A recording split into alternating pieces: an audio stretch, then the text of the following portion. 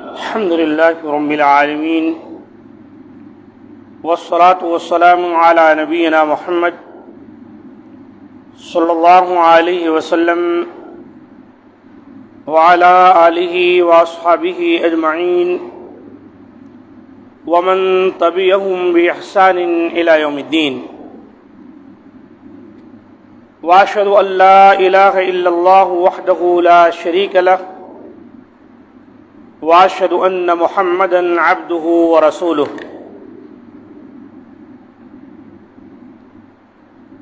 اعتکاف کرنے والا معتکف میں کب داخل ہوگا؟ یہ ایک مسئلہ ہے۔ اعتکاف کے سلسلے میں کچھ مزید باتوں کی وضاحت کے لیے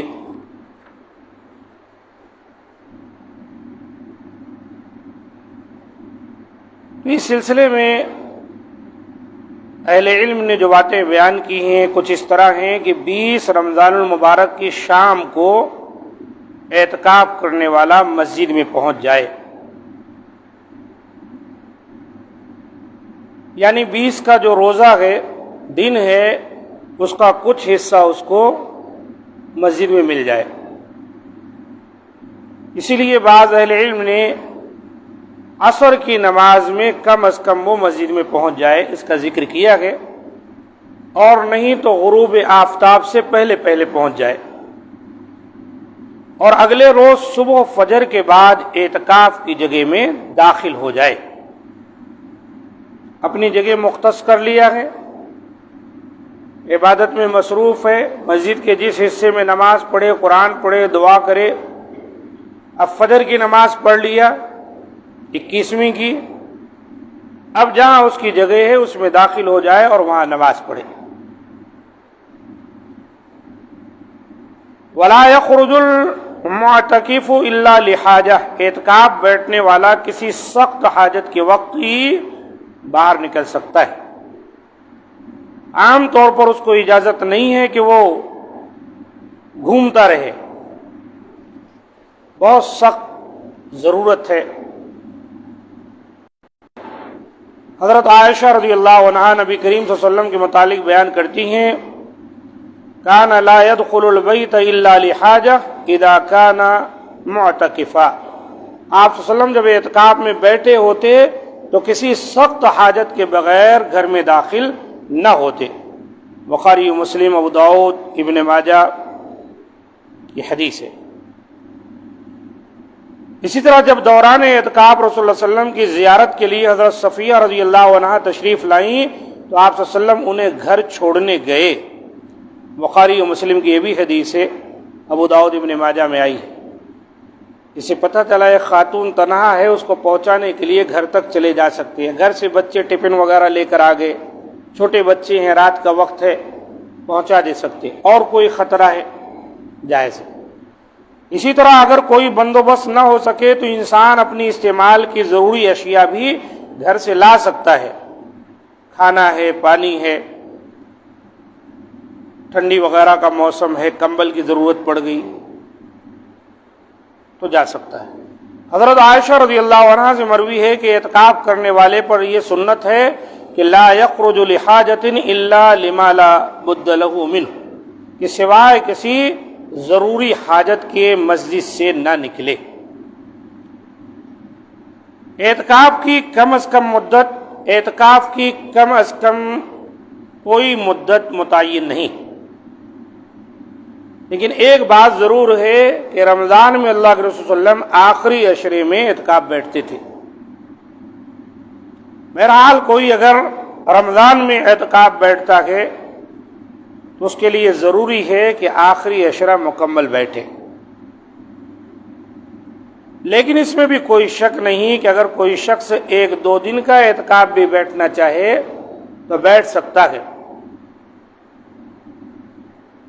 لیکن وہ نبی صلی اللہ علیہ وسلم والا اعتکاف نہ ہوگا، بلکہ وہ ایک عبادت کے اعتبار سے بیٹھ سکتا ہے 1 دن کا بھی، بالخصوص اگر وہ نظر مانا ہو کہ میرا یہ کام بن گیا تو میں 2 دن کا اعتکاف بیٹھوں گا، رمضان میں بیٹھوں گا، شعبان میں بیٹھوں گا، آخری عشرے میں بیٹھوں گا، جب تو اس کو پورا کرے، ورنہ سچ یہی ہے کہ رمضان کا اعتکاف 10 دنوں کا ہے، آخری عشرے کا، جیسا کہ نبی صلی اللہ علیہ وسلم بیٹھا کرتے تھے۔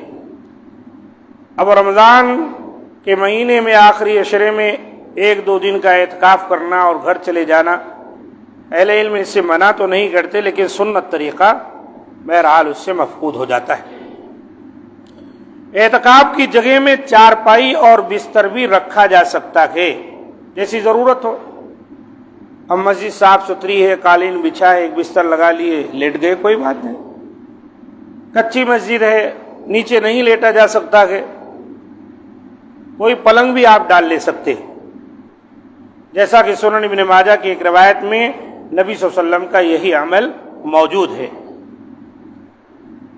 اسی طریقے سے بیوی کا مسجد میں آنا، شوہر کے سر میں کنگھی کرنا اور اس کا سر دھونا درست ہے، جیسا کہ احادیث کے دلائل سے یہ بات ثابت ہے۔ لیکن یہ تمام باتیں تب جب کہ مسجد کے ہی قریب گھر ہو اور بیوی بآسانی اپنے شوہر کے پاس آئے، اس لحاظ سے کہ کوئی اور نہ ہو وہاں پر۔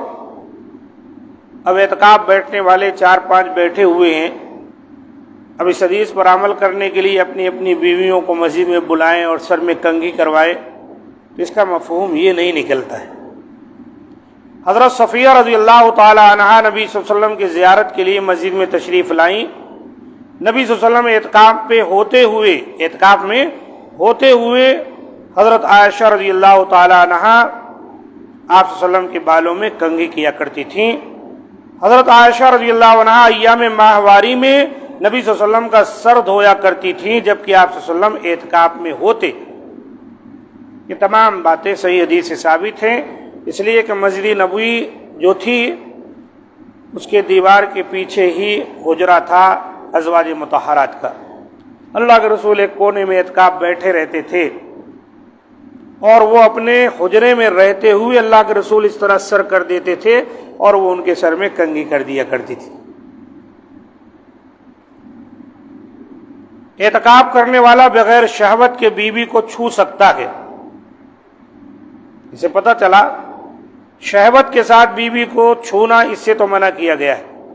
وَلَا تُبَاشِرُوهُنَّ وَأَنْتُمْ عَاكِفُونَ فِي الْمَسَاجِدِ، کہ تم مسجد میں اعتکاف بیٹھے ہو تو اس صورت میں اپنے بیویوں سے مباشرت نہ کرو، لیکن اگر شہوت کا مادہ نہیں ہے تو کوئی حرج نہیں۔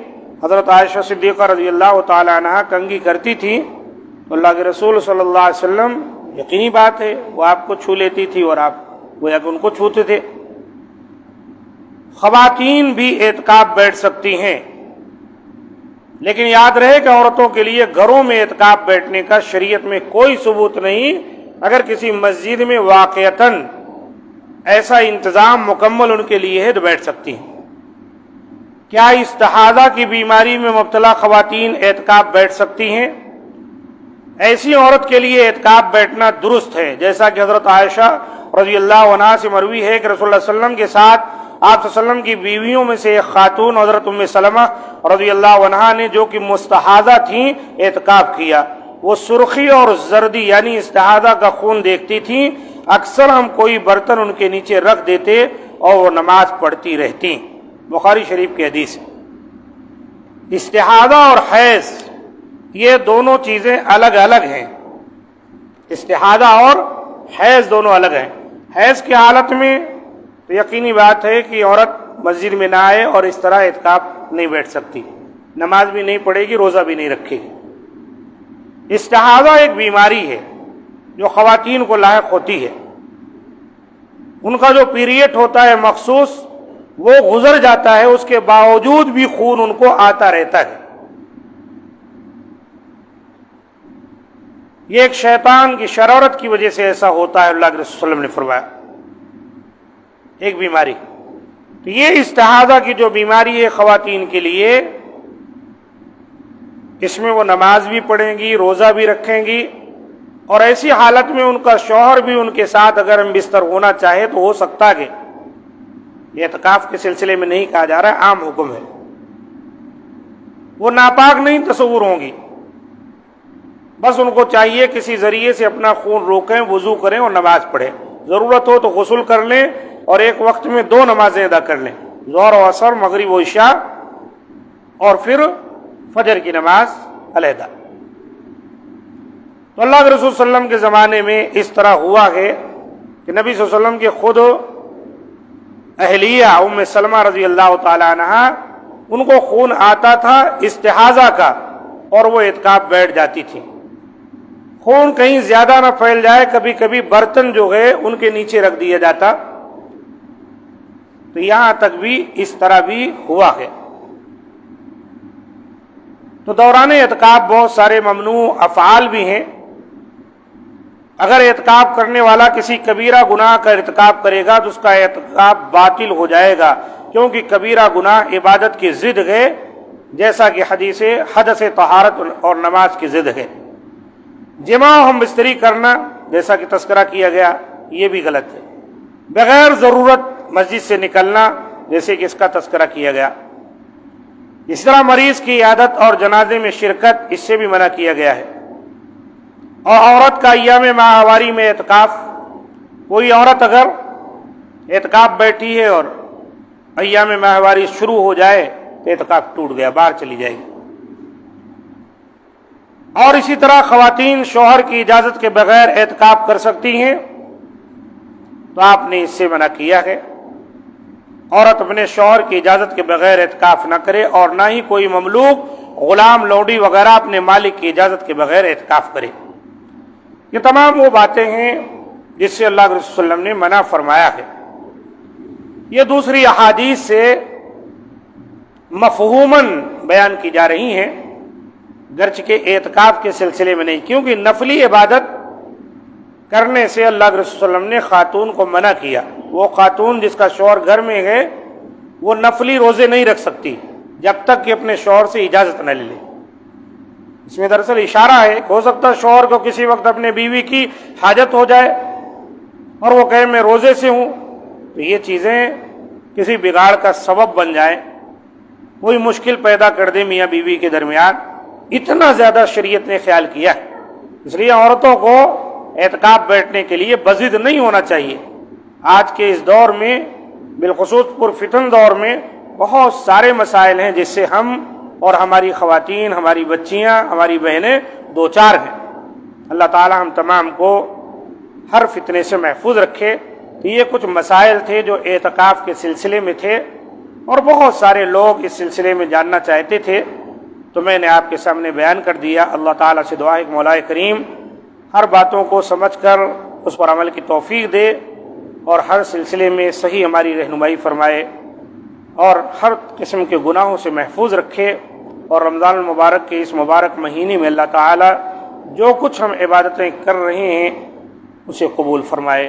ھذا ما عندی، سبحان ربک رب العزۃ عما یصفون، وسلام علی المرسلین، والحمد للہ رب العالمین۔